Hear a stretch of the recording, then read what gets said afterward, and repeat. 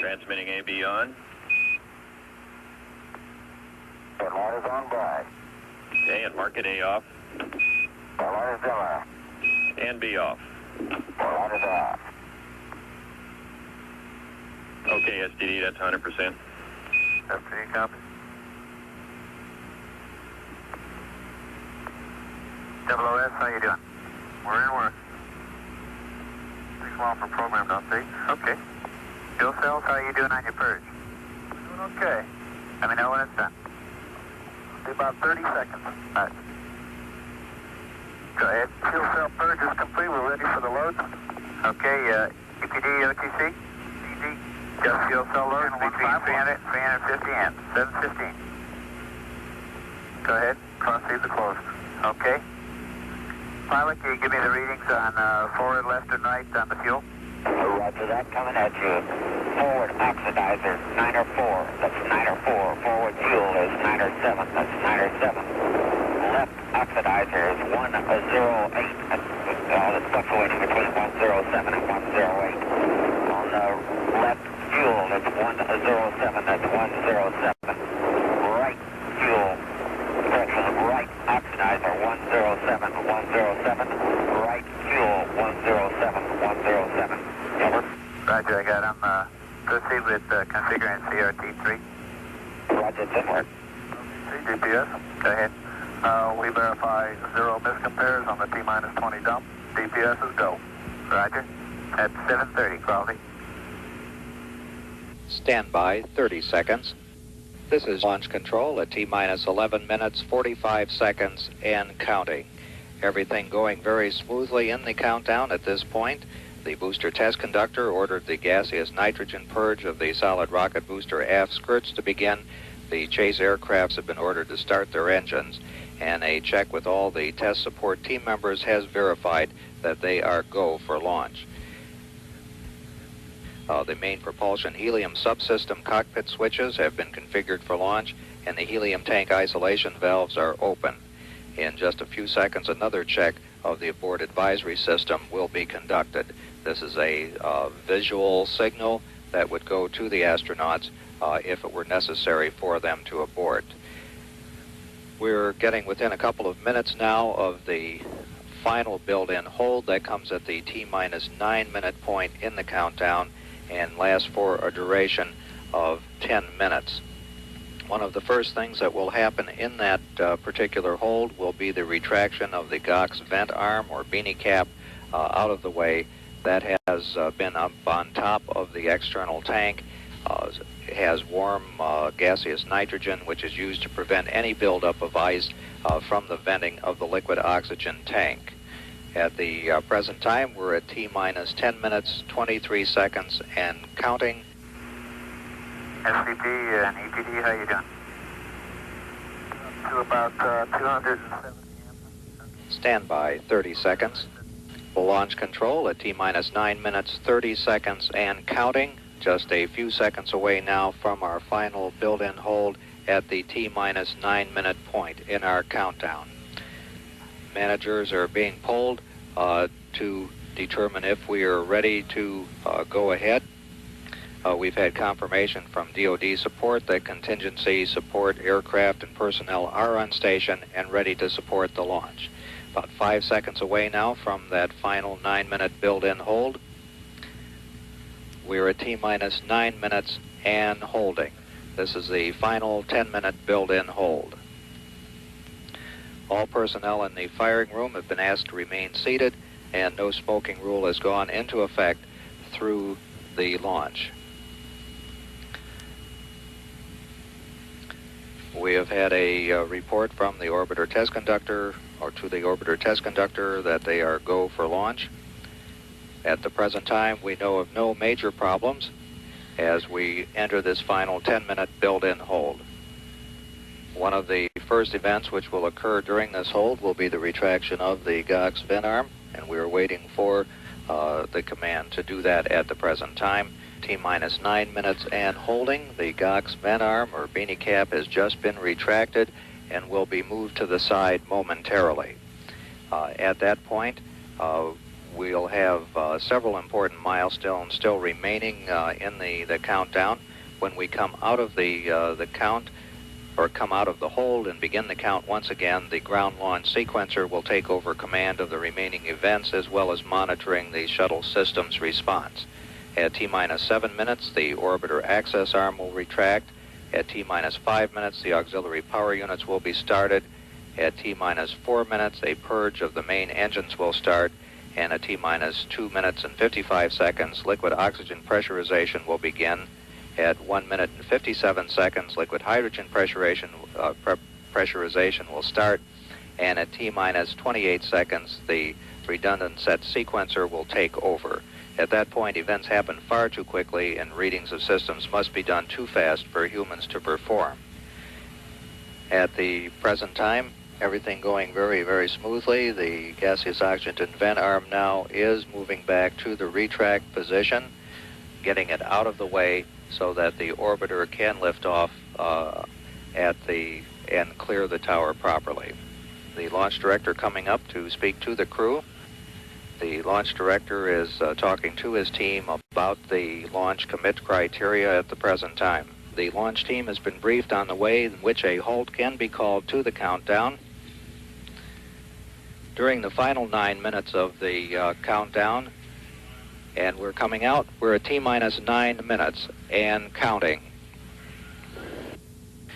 The launch events are being controlled by the ground launch sequencer now. That has been initiated, and that will be in control up to T-minus 25 seconds when they switch to the onboard redundant set launch sequencer. The ground launch sequencer is a part of the launch processing system and operates by relaying commands to the orbiter's onboard computers, which then report back to the launch processing system that the commands have been executed. The primary job of the computers is to check that all of the launch commit criteria, such as propellant loads, temperatures, pressures, and other measurements, are satisfactory. The primary chase aircraft have taken off. A third T-38 will take off at the T-minus 5 minute mark. The timing of this plane is such a tight window that a 15-second delay would mean that they would not be in the proper position at launch. The sleek T-38 supersonic trainers have such critical timing because of the small fuel load that they carry. T-minus 7 minutes, 52 seconds and counting, approximately 40 seconds away from movement of the orbiter access arm. This is the final arm which was to be moved out of the way to provide for the orbiter to clear the tower properly. This may be a very interesting launch to watch from the standpoint that the orbiter is able to translate slightly horizontally as it begins to lift off, and it also does a roll maneuver which will place the orbiter sort of on its back as it goes towards the proper inclination to the equator. T-minus 7 minutes, 7 seconds and counting. T-minus 7 minutes and counting, and we have retraction of the orbiter access arm, beginning to move back first away from the orbiter and then to swing away. This was the walkway attached to the service structure and used by the crew to walk to the orbiter. The crew has been advised to lower their helmet visors. Very slow movement by the orbiter access arm. T-minus 6 minutes, 29 seconds and counting. The crew is beginning the APU pre-start. The start begins at the 5 minute point in the countdown. T-minus 6 minutes, 15 seconds and counting. The APUs are turbine devices fueled by hydrazine, which provides hydraulic power to change the angle of the engines and the flight surfaces on the orbiter. T-minus 5 minutes, 59 seconds and counting. The development flight instrumentation, which measures the stresses on the orbiter during flight, have been turned on, and recorders store information for playback after landing. T-minus 5 minutes, 30 seconds, mark and counting. The auxiliary power units are ready to be started. T-minus 5 minutes, 15 seconds and counting. Coming up on the 5-minute point. 4, 3, 2, 1, mark. T-minus 5 minutes and counting. We have had a go for APU start. APU start is in work. This is a start sequence. The final chase plane is taken off. T-minus 4 minutes, 42 seconds and counting. T-minus 4 minutes, 30 seconds and counting. Once we get the APU start, we have a total of 12 minutes of hydrazine supply for running the APUs prior to a liftoff. Everything going very smoothly in this count. The APU start is complete. T-minus 4 minutes, 10 seconds and counting. As preparation for main engine ignition, the main fuel valve heaters have been turned off. T-minus 3 minutes, 57 seconds and counting. The final helium purge on the shuttle main engine has been started in preparation for engine start. The liquid oxygen replenish system has been turned off in preparation for pressurization of the tanks for the launch. T-minus 3 minutes, 35 seconds and counting. The Elevon speed brake and rudder are being moved through a pre-programmed pattern to assure that they'll be ready for use in flight. T-minus 3 minutes, 20 seconds and counting. The shuttle is now on internal power. However, the fuel cells are still receiving their fuels from the ground support system for one more additional minute.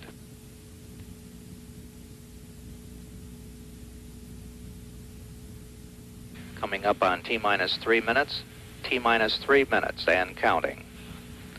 The engine gimbal or movement check is underway to assure they're ready for flight control. T-minus 2 minutes, 52 seconds. The LOX valve on the external tank has been closed and pressurization has begun. After the tank is pressurized, the hold capability is limited to 3 minutes, 36 seconds. T-minus 2 minutes, 40 seconds and counting. The fuel cell ground supply of oxygen and hydrogen has been terminated and the vehicle is using its onboard supply. T-minus 2 minutes, 25 seconds and counting.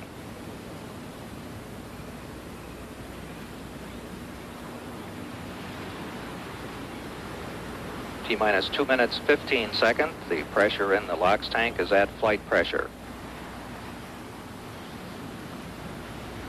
Coming up on just 2 minutes away from launch. T-minus 2 minutes mark and counting. The liquid hydrogen vent valve has been closed and flight pressurization is underway. T-minus 1 minute, 50 seconds and counting.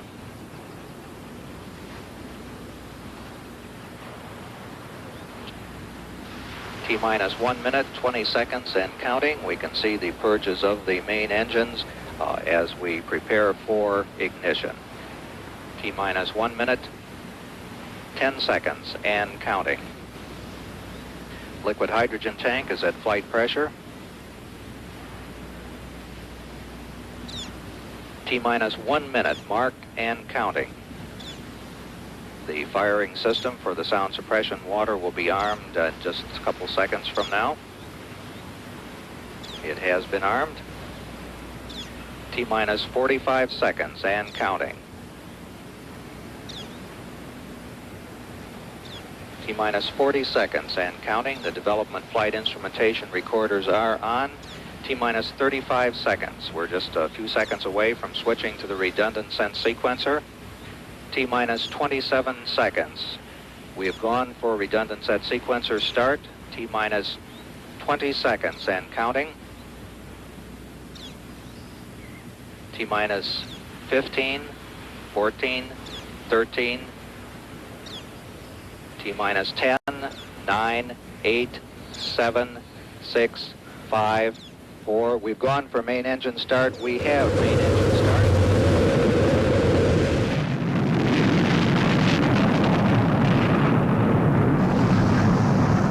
Ladies and gentlemen, rock and roll.